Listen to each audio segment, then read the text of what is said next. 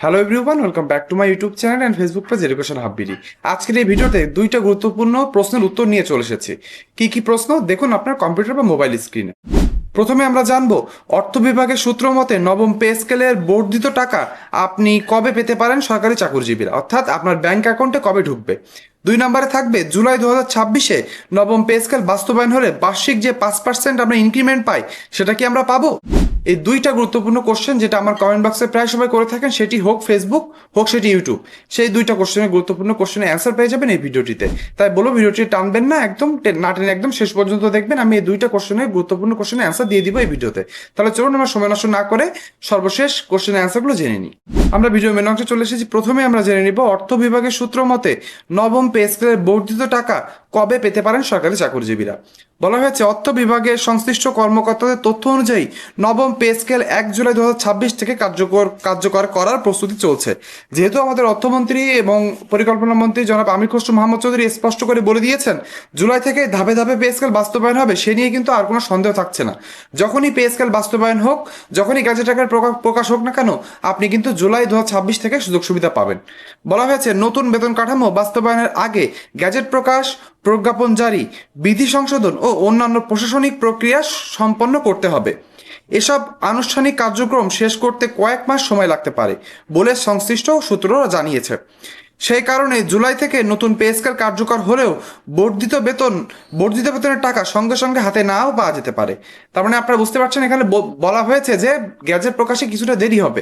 আমরা 18 জুনের যে বৈঠক ছিল সচিব কমিটি, সেখান থেকে কিন্তু বুঝতে পেরেছি সচিব কমিটিরা একদিনে বৈঠকে কোনো চূড়ান্তভাবে কোনো জায়গায় আসতে পারেনি। তারা বলেছে ধারাবাহিকভাবে আরও কিছু বৈঠকের প্রয়োজন রয়েছে। সেজন্য কিন্তু 24শে জুন একটি বৈঠকের কথা বলা হয়েছে। সে 24শে জুনের পরে 25শে জুন পে স্কেল গ্যাজেট আকারে প্রকাশ হতে পারে এমন একটি নিউজ ছড়িয়ে পড়েছে। কিন্তু আপনাদেরকে স্পষ্ট করে জানিয়ে দিতে চাই, সচিব কমিটি কিন্তু স্পষ্ট করে বলেছে আরও কয়েকটি বৈঠকের প্রয়োজন রয়েছে।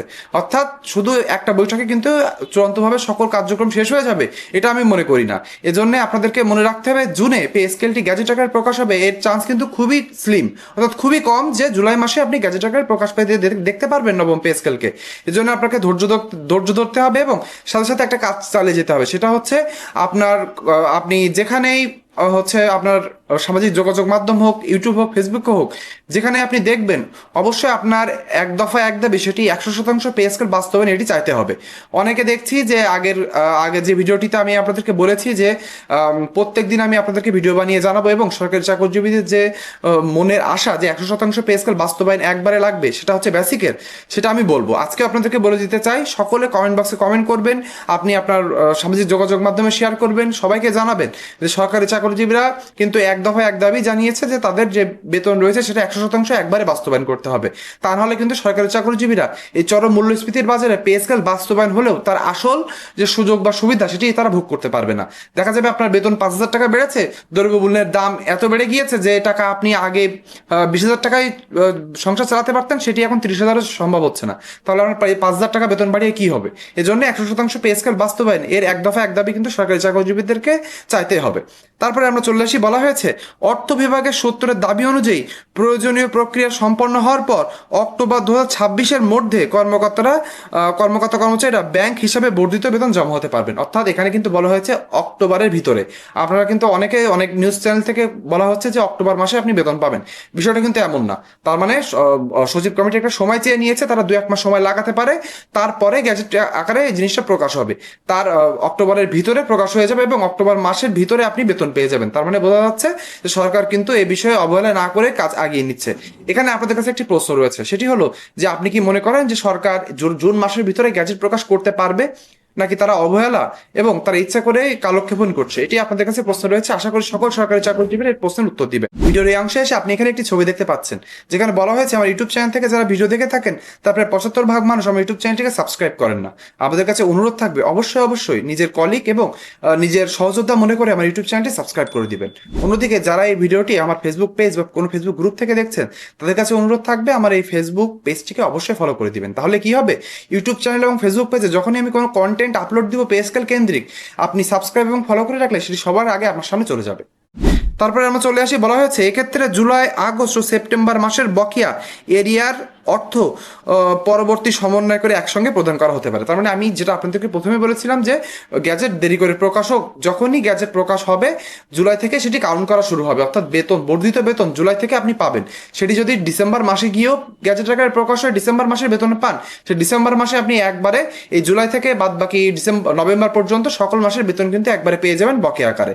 সেটা বকেয়া আকারে এক মাসেও দেওয়া হতে পারে বা 2 মাসে 2 ভাগে ভাগ করেও দেওয়া হতে পারে, কিন্তু আপনি পেয়ে যাবেন।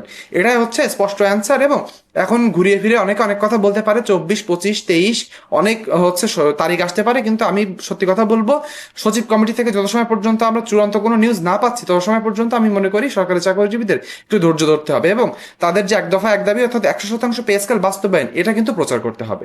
এবার আমরা চলে আসবো ভিডিওর দ্বিতীয় অংশে। ভিডিওর দ্বিতীয় অংশে বলা হয়েছে জুলাই 2026-এ পে স্কেল বাস্তবায়ন হলে বার্ষিক ইনক্রিমেন্ট আদৌ পাওয়া যাবে কিনা। এ নিয়ে কিন্তু অনেক সরকারি চাকরিজীবীদের মনে অনেক সংশয় রয়েছে যে পে স্কেল এত কষ্টের পরে দীর্ঘ 11 বছরের পরে পে স্কেলটি বাস্তবায়ন হচ্ছে, তাহলে পে স্কেল বাস্তবায়ন হলো জুলাই থেকে মানছি, কিন্তু আমরা প্রত্যেক বছর 5% হারে বেসিকের যে ইনক্রিমেন্ট পেয়ে থাকি সেটা কি আমরা এই বছরে পাবো, সেটা নিয়ে থাকছে পরের অংশটি। বলা হয়েছে সরকারি চাকরিজীবীদের বর্তমান বেতন কাঠামোর নির্ধারিত নিয়ম অনুযায়ী প্রতি বছর বার্ষিক ইনক্রিমেন্ট প্রদান করা হয়ে থাকে, সেটি বেসিকের 5% হারে, এটা আপনারা জানেন। নবম পে স্কেল বাস্তবায়ন হলেও সরকারি চাকরিজীবীরা বার্ষিক ইনক্রিমেন্ট পাবে বলে ধারণা করা হচ্ছে।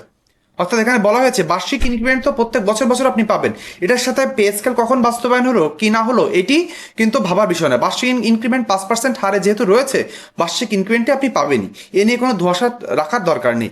বলা হয়েছে তবে ইনক্রিমেন্টটি পে ফিক্সেশনের আগে মূল বেতনের বেসিকের ভিত্তিতে দেওয়া হবে নাকি নতুন পে ফিক্সেশনের পরে যে বেতন নির্ধারণ করা হবে তার উপরে দেওয়া হবে সেটি স্পষ্ট নয়। তার মানে সেটি কিন্তু জানতে হলে গ্যাজেট দিতে হবে, গ্যাজেট প্রকাশের পরে আমরা জানতে পারবো।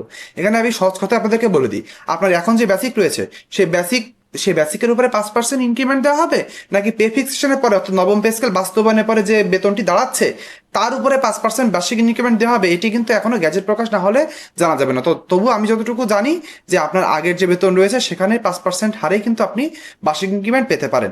তারপরেও বলে দিই, এর ভিতরে অনেকে রয়েছেন এখনো যারা হচ্ছে আমার থেকে বেশি এক্সপিরিয়েন্স, আমি হয়তো অল্প কিছুদিন চাকরি করছি, চাকরির মেয়াদ যাদের অনেক হয়েছে, অর্থাৎ যারা 2015 সালের যে অষ্টম পে স্কেল ছিল সেটি পেয়েছেন, তারা আরও স্পষ্টভাবে বলতে পারবেন।